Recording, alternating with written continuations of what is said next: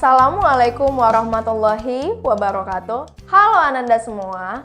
Hari ini kita akan melanjutkan materi sistem gerak manusia, lanjutan dari yang kemarin yaitu bagian otot. Baik Ananda, perlu kalian ingat kembali bahwa otot merupakan alat gerak aktif karena menggerakkan tulang.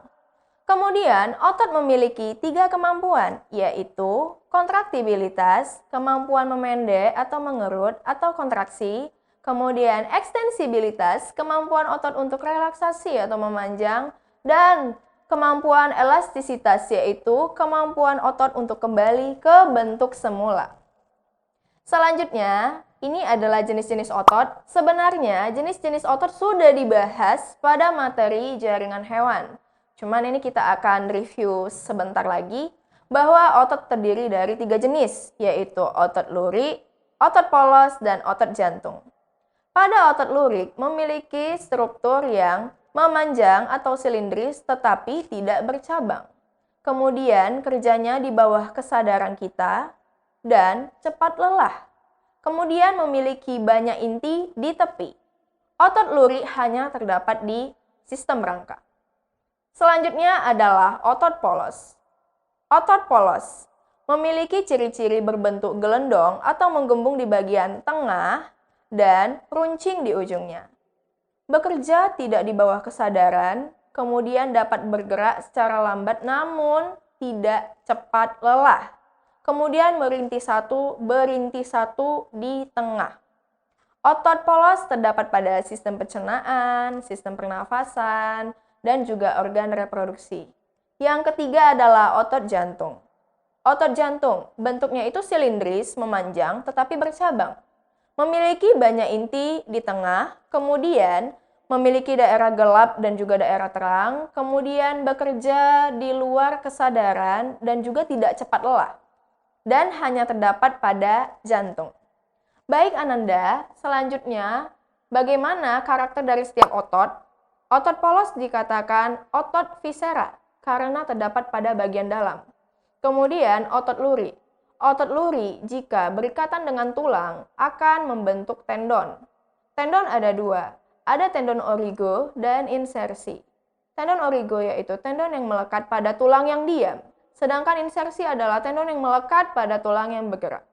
Otot luri dapat berubah menjadi membesar jika dilakukan aktivitas yang berkesinambungan. Contohnya pada binaragawan sehingga ototnya mengalami hipertrofi. Selanjutnya adalah otot jantung. Strukturnya mirip otot lurik tetapi kerjanya sama dengan otot polos yaitu tidak sadar. Selanjutnya bagaimana sifat kerja otot? Itu ada 2 ya. Ada antagonis dan juga ada sinergis. Kalau antagonis kinerja otot berlawanan, sedangkan sinergis kinerja otot secara searah. Bisa dilihat pada slide, itu ada ekstensor dan flexor, ada gerak lurus dan bengkok, ini seperti pada otot bicep dan tricep. Ya. Kemudian ada juga otot abduktor dan juga otot aduktor, menjauh dan mendekat, seperti menjauhi bentuk tubuh dan mendekati bentuk tubuh. Kalau menjauhi ketika kalian merentangkan tangan. Kemudian ada juga depresor dan elevator, yaitu gerak ke atas dan ke bawah. Seperti kalian menaikkan kepala ke atas dan menurunkan ke bawah. Kemudian juga ada gerakan supinator dan pronator, yaitu gerakan menengadah tangan dan menelungkupkan telapak tangan. Selanjutnya ada kinerja otot secara searah, yaitu ini kinerja searah otot-otot saling membantu dalam melakukan fungsinya, yaitu kinerja otot antar tulang rusuk dan organ-organ sistem pernafasan untuk melakukan mekanisme sistem pernafasan. Oke Ananda, sekarang bagaimana sih otot itu bisa melakukan pergerakan? Silahkan dilihat pada slide. Perlu diketahui bahwa otot jika diurai terdapat serabut-serabut yang kecil yang dinamakan miofibril. Selanjutnya, jika miofibril diurai lagi menjadi bagian yang terkecil akan terdapat sarkomer. Bisa dilihat pada slide. Di dalam sarkomer ada filamen aktin, yaitu benang yang tipis, ada filamen miosin, yaitu benang yang tebal.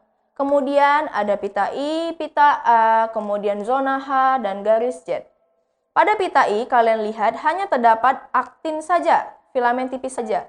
Kemudian pada pita A bisa kalian lihat ada tumpang tindih, terdapat filamen aktin dan miosin. Ada bagian yang tebal dan bagian yang tipis. Kemudian pada zona H bisa dilihat hanya terdapat miosin saja atau bagian yang tebal saja. Untuk selanjutnya dilanjutkan pada garis Z, terdapat pembatas antar sarkomer atau penghubung antar sarkomer.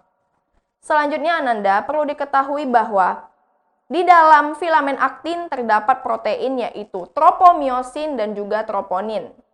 Adanya rangsang akan menyebabkan asetilkolin akan membawa Ca2 positif untuk bertemu dengan si troponin, sehingga situs akan terbuka. Kenapa situs akan terbuka? Ya, miosin dan aktin harus bertemu agar terjadi pergerakan atau kontraksi otot.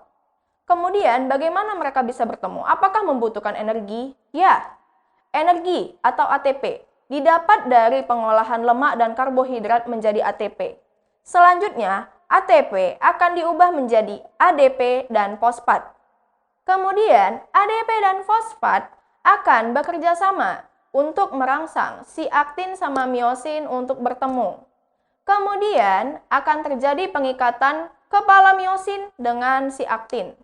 Ketika kepala miosin menempel pada si aktin, kemudian akan terbentuk aktomiosin. Selanjutnya, aktomiosin akan bergerak ke tengah sarkomer sehingga terjadi kontraksi otot. Kemudian, ketika energi habis ataupun Ca2 positif habis, maka kepala miosin akan melepaskan diri dari si aktin sehingga akan terjadi relaksasi otot. Oke, selanjutnya Ananda, bagaimana sih kelainan pada otot? Atrofi yaitu mengecilnya otot sehingga tidak mampu melakukan kontraksi. Selanjutnya yang kedua adalah tetanus, yaitu kejang otot akibat infeksi Clostridium tetani. Kemudian yang ketiga adalah kaku leher, yaitu kekakuan pada leher akibat kesalahan gerak. Kemudian yang keempat ada kelelahan otot atau kram, yaitu kelelahan otot yang terjadi akibat aktivitas yang dilakukan otot secara terus-menerus. Lalu bagaimana sih Ibu teknologi pada sistem gerak manusia? Nah, kita dapat melakukan pasang gips atau kapur, ataupun juga dapat melakukan pasang pen atau logam. Kemudian yang kedua, kita dapat mengganti sendi, ya. Kita dapat melakukan mengganti sendi dengan bahan polietilena ataupun bahan titanium. Selanjutnya dapat melakukan cangkok tulang rawan, menggantikan tulang rawan terhadap tulang yang telah rusak. Kemudian melakukan kemoterapi yang biasa digunakan untuk membunuh sel kanker. Tapi jangan salah, kemoterapi dapat merusak sel-sel yang normal. Selanjutnya adalah operasi, digunakan untuk mengangkat tumor dan digunakan untuk mengamputasi sistem gerak. Selanjutnya adalah teknologi bionik. Bionik itu pemasangan chip komputer pada alat gerak sehingga mempermudah gerak manusia tetapi yang bekerja tetap kinerja komputer.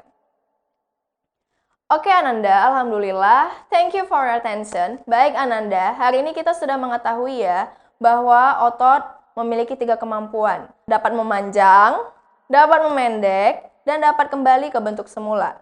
Kemudian otot tidak dapat berkontraksi jika tidak mengandalkan energi. Selanjutnya, kalian juga mengetahui untuk penyakit pada otot ataupun kelainan pada otot, bisa itu kram otot, kemudian kaku leher, dan lain-lain. Juga ada teknologi seperti pasang gips, kemudian kemoterapi, dan lain-lain. Baik Ananda, terima kasih sudah memperhatikan. Semoga materi yang Ibu sampaikan bermanfaat dan dapat mempermudah kalian dalam mempelajari sistem gerak manusia. Kalau begitu, jika ada kata yang salah, Ibu mohon maaf. See you next time. Wassalamualaikum warahmatullahi wabarakatuh. See you, bye-bye.